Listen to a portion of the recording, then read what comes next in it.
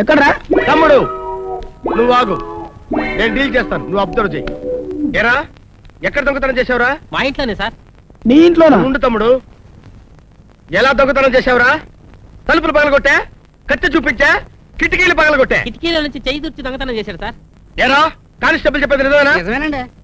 అయితే పద స్టేషన్. ఎందుకండి? దొంగతనం చేసినందుకురా. దొంగతనం చేసింది నేను కాదండి. మరెవరు చేశారు? నా చెయ్యి చేస్తే నన్ను చేసిన రమ్మంటారేంటండి బాబు? ఓహో, దొంగతనం నువ్వు చేయలేదు, నీ హ్యాండ్ చేసిందన్నమాట.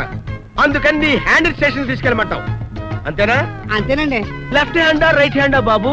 రైట్ హ్యాండ్ అండి. తమ్ముడు, ఆ రైట్ హ్యాండ్ కి బేడీ లేచి స్టేషన్ తీసుకెళ్ళమను. అతని చేతికి బయటలు వేయండి. నాయనా, నీ రైట్ హ్యాండ్ కి బేడీ లేచి స్టేషన్ తీసుకెళ్తున్నారు. వెళ్ళగలిగితే వెళ్ళు, లేకపోతే ఇక్కడే ఉండు. వీళ్ళు తీసుకెళ్ళండి. Okay sir. ఎస్ఐ గారు టాటా.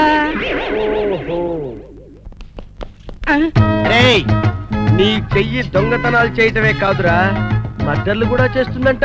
Hands up! నా చెయ్యి కూడా ఎత్తరా? ఇప్పుడు చూడరా, ఇప్పుడు చూడు. నన్నే మోసం చేస్తావరా?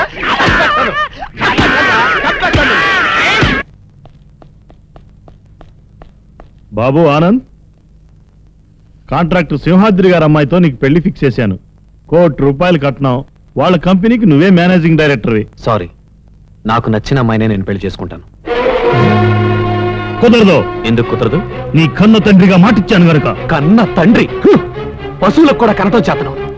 కొడుకుని తూకం వేసి చూసే నువ్వు తండ్రి కాదు, వడ్డీ వ్యాపారస్తుడు. ప్రేమంటే డబ్బు, ఆప్యాయతంటే డబ్బు, అసలు కన్న బిడ్డలే నీ వ్యాపారంలో ముడి సరుకు. ఈ పెళ్లి నువ్వు చేసుకొని తీరాలి, అంతే. నేను చేసుకునే ప్రసక్తే లేదు. నాకే ఎదురు తిరుగుతావరా? నరికేస్తా. నువ్వేం చేసినా సరే సంధ్యని తప్ప నేను మరొకరిని పెళ్లి చేసుకోను. ఆ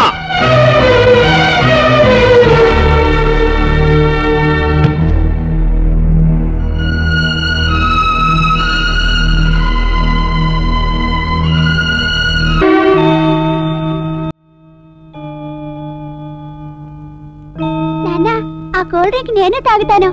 నువ్వు తాగకూడదు లేపా. నువ్వు రోజు తాగుతున్నావుగా, నేనెందుకు తాగకూడదు? నోరు మూసుకొని పోతారా లేదా? ఆ కూల్ డ్రింక్ ఇవ్వండి, నేను వెళ్ళను. సరే.